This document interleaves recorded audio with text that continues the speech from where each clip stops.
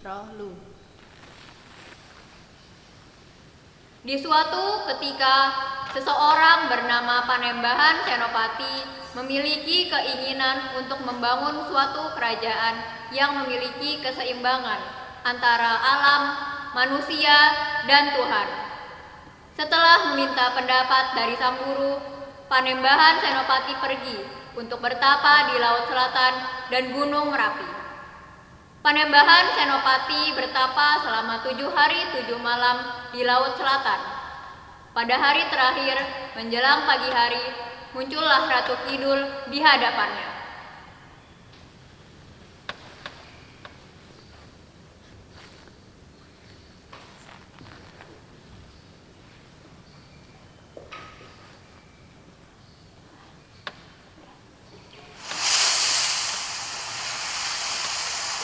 Senopati, apa yang kau inginkan? Aku ingin membangun sebuah kerajaan. Kerajaan seperti apa yang kau mau? Kerajaan yang memiliki keseimbangan antara alam, manusia, dan Tuhan. Jika kau ingin membangun kerajaan seperti itu, kau harus memiliki 3 pilar. 3 pilar? Apa maksudnya? 3 pilar yang kumaksud yaitu laut, gunung, dan pusat kerajaan yang saling berhubungan supaya kerajaanmu memiliki keseimbangan yang kuat. Bagaimana caraku memperolehnya? Rakyat yang tinggal di kerajaanmu harus melarung bunga-bunga sebagai pengingat bahwa laut juga butuh dijaga kelestariannya, kebersihannya, supaya laut juga menjaga kalian. Baiklah, lalu bagaimana dengan yang gunung? Jika gunung, bertapalah kau di sana hingga mendapatkan petunjuk.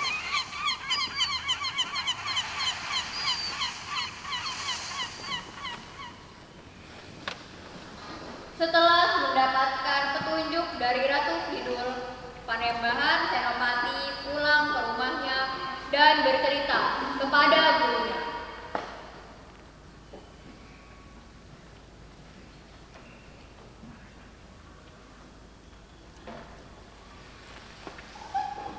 Selamat pagi, permisi guru. Pagi, silakan duduk. Terima kasih. Guru, kata Kanjeng, saya harus bertapa di Gunung Merapi. Bagaimana menurut guru? Ikuti saja perintahnya. Tapi kamu harus selalu hati-hati dan waspada. Di sana banyak jin-jin pengganggu yang akan menghalangimu sampai ke puncak gunung. Baiklah, aku akan melakukannya. Panembahan Senopati pun menuju ke Gunung Merapi untuk bertapa. Dia melakukan perjalanannya dari sejak pagi-pagi buta. Panembahan Senopati tidak menyadari bahwa Raja Jin melihat Panembahan Senopati mengawasi dan mencurigainya. Raja Jin lalu meminta salah satu anak buahnya untuk mencari tahu dan menghalangi tujuan Panembahan Senopati. Hei kamu lihat pemuda di sana itu. Cari tahu apa maksud tujuannya yang ada di sini.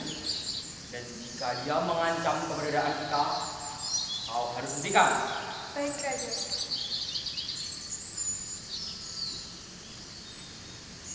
Siapakah namamu Aditya yang manis? Kamu siapa? Untuk apa kau kemari? Aku datang ke sini untuk bertapa, untuk mencari sebuah petunjuk. Benarkah? Kalau begitu, kamu bertemu dengan orang yang sangat tepat. Aku akan membantumu.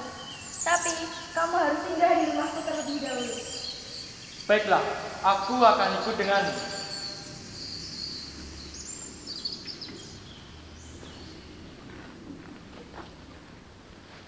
Panembahan Senopati melupakan pesan sang guru dan pergi mengikuti anak buah Raja Jin yang menyamar menjadi wanita rupawan. Keesokan harinya, Panembahan Senopati dan perempuan tersebut berangkat menuju tempat bertapa.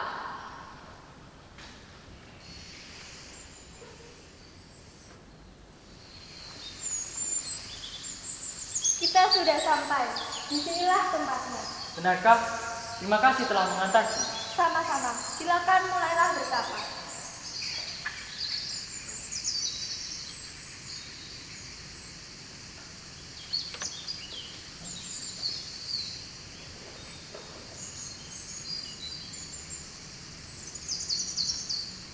Panembahan Senopati mulai bertapa di sana. Di sisi lain, Raja Jin sangat senang karena anak buahnya bisa menjalankan tugasnya dengan baik. Hahaha. Sekarang kau tidak akan menemukan apa yang kau cari di sini. Hahaha.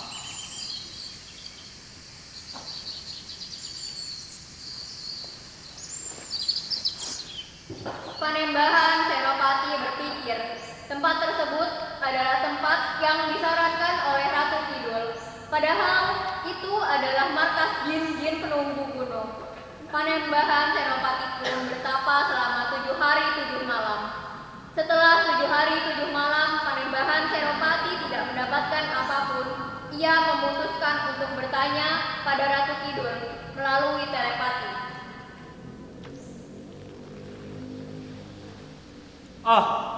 Mengapa aku belum menemukan sebuah petunjuk dari tempat ini? Apakah aku akan minta tolong pada Kanjeng? Semoga saja ia bisa membantuku. Ada apa kau menunggu? Katamu, aku harus bertapa di tempat ini. Tetapi, mengapa aku belum menemukan sebuah petunjuk selama 7 hari ini?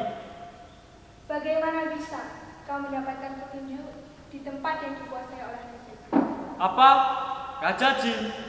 Perempuan itu mengatakan, disinilah tempatnya untuk aku menemukan sebuah petunjuk. Perempuan itu pasti anak buah Raja Jin. Sudahlah, lebih baik kau pergi dari sini secara diam-diam. Kau berjalan menuju ke arah utara dan terus berjalan sampai di puncak. Dan di sanalah kau bertapa dan temukan apa yang kau mau. Dan ingat satu hal lagi. Jika ada yang menyapamu di perjalanan, hiraukan. Dan terus berjalan hingga sampai di puncak.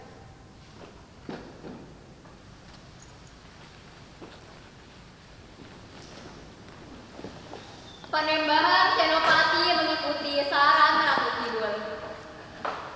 Ia diam-diam meninggalkan tempat para jin dan menuju ke utara.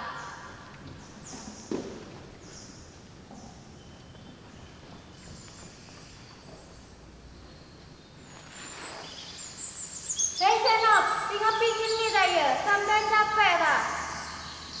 Allah, semua kali sampai ini.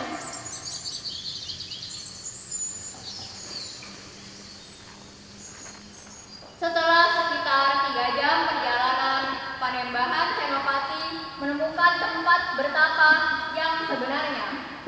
Ia pun langsung kembali bertapa.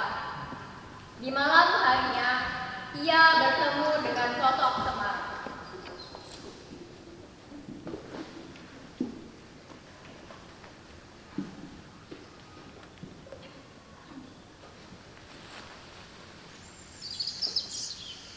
Apa yang kamu cari hingga kamu bersusah payah kemari, Senopati?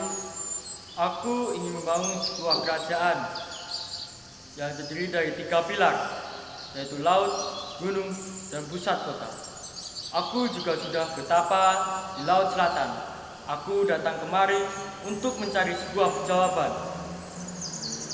Jadi begitu maksudmu datang kemari. Aku akan memberitahu. Gunung adalah simbol kejayaan. Jadi kalau kamu ingin menjaga kejayaan kotamu, kamu harus menjaga apa yang menjadi bagian dari gunung ini.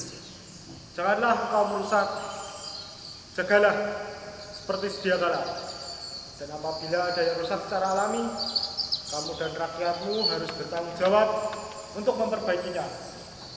Baiklah. Misalkan dengan melakukan reboisasi ataupun membuat saluran air. Baiklah, aku akan melakukannya.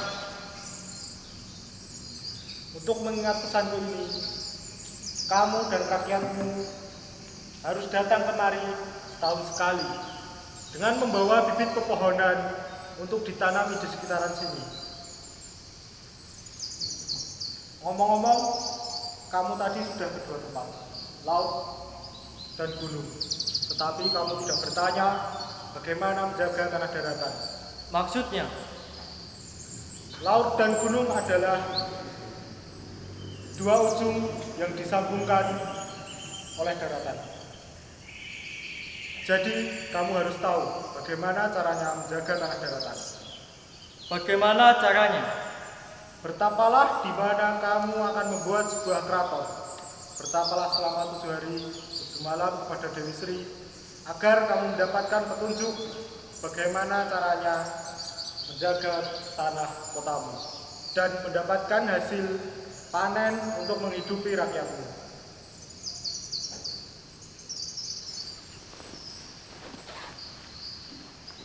Setelah mendapatkan petunjuk dari Semar, Panembahan Senopati melakukan perjalanan kembali ke rumahnya untuk bertapa pada Dewi Sri, Dewi Kesuburan. Menjelang pada pagi hari ke-7, Panembahan Senopati bertemu dengan Dewi Sri. Apakah kamu ingin mengetahui cara menjaga tanah ini? Iya, berikan aku petunjuk. Tanah ini adalah tanah tak bertuan. Banyak hal yang harus kamu bersihkan agar kerajaanmu kelak menjadi energi yang bersih. Pertama, pahami kalau tanah ini ibarat ibu kandungmu.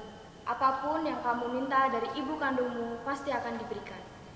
Yang kedua, ketika kamu ingin menyuburkan tanah ini, ambillah segenggam tanah, lalu ciumlah seperti kamu mencium tangan ibumu untuk mendapatkan berkah kesuburan dari tanah ini. Yang ketiga, ketika tanah ini sudah memberikan hasilnya, bersyukurlah dengan mengadakan perayaan dengan cara membagi-bagikan hasil panen pada orang-orang di sekitar. Baiklah, Ingatlah pesanku dan sebarkan kepada manusia, agar tanah yang kamu pijak selalu memberikan kecukupan dan keberhasilan.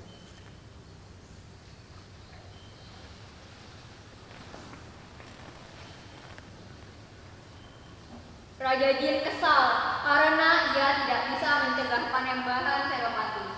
Ia pun berniat membunuh Panembahan Senopati dengan mempengaruhi sahabatnya. Di sisi lain, Panembahan Senopati sudah mendapatkan petunjuk yang lengkap. Panembahan Senopati bercerita pada gurunya dan sahabatnya.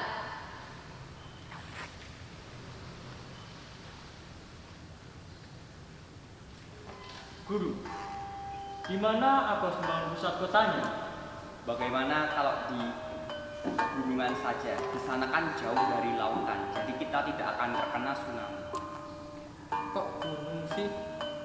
Itu namanya bukan pusat kota. Terus, di mana guru? Coba kamu imajinasikan di ujung utara laut, di ujung selatan gunung. Kamu tarik dari kedua titik tersebut, di mana kamu menemukan titik tengahnya? Sebentar guru. Setelah saya lihat titik tengahnya adalah di tempat ini, di tempat kita sekarang. Maka disinilah kamu bangun pusat kotamu. Tunggu Senop, sebelum itu lebih baik kita mengawalinya dengan semua petunjuk yang sudah kamu dapatkan. Aku akan menemanimu menebar bunga di pantai selatan dan membawa bibit ke gunung. Ide yang bagus juga. Alangkah baiknya kita ke pantai selatan dulu, tapi lewat tebing ya, supaya naburi bunganya itu lebih merata. Oke, kita berangkat.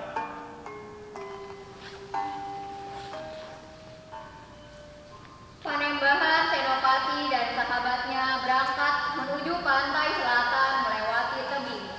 Sahabatnya berencana membunuh Panembahan Senopati dengan mendorong Panembahan Senopati ke laut dari atas tebing.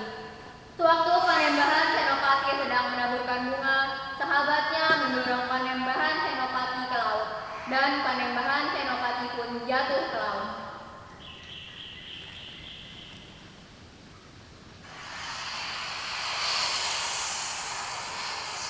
Tidak!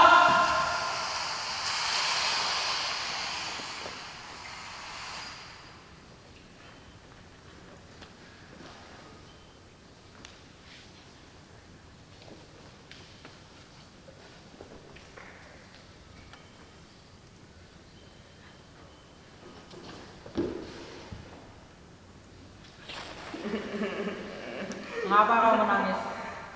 Itu guru, dia. Kamu, kenapa kamu ninggalin aku? Loh kok kamu ada di sini? Bukannya kamu udah Udah apa? nggak apa-apa guru, kok Senop sudah di sini?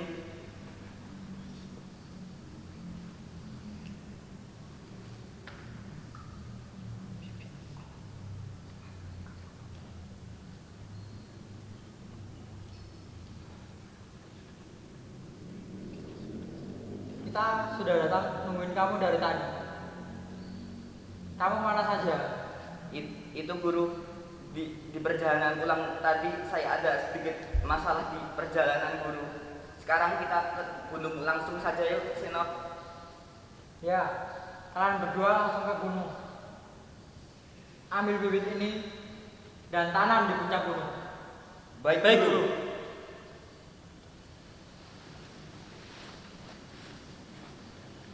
Panembahan Senopati dan sahabatnya melanjutkan perjalanan membawa bibit pohon ke Gunung Merapi. Sesampainya di sana, sahabat Panembahan Senopati kembali mencoba menjatuhkan Panembahan Senopati dari atas tebing. Panembahan Senopati pun terjatuh dan tidak terlihat keberadaannya.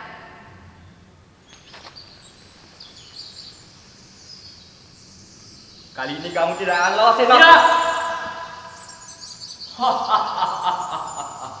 Raja Jin, saya telah melaksanakan perintah dari Anda. Bagus sekali. Sekarang tidak ada akan yang bisa menghentikanku dan rakyatku. Sekarang pulanglah. Di kotamu, Raja Jin.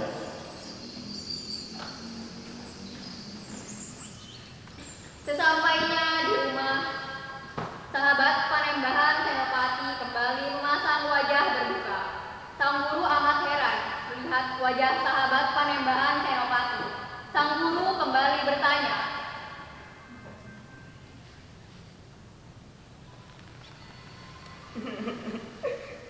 Mengapa kamu sedih?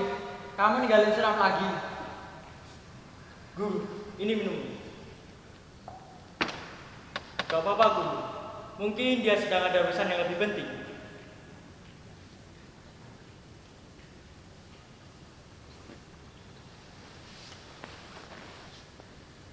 setelah beberapa kali mencoba, usaha Raja Jin dan sahabat Panembahan Senopati tetap tidak membuahkan hasil. Panembahan Senopati tetap menjalankan niatnya untuk membangun sebuah kerajaan dengan 3 pilar keseimbangan.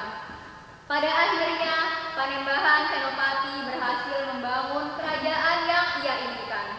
Dan ia juga menyebarkan pesan-pesan kepada rakyatnya untuk selalu mengingat 3 hal penting yang ia dapatkan dari pertapaan. Hingga terbentuklah kota Yogyakarta yang kita kenal sampai saat ini.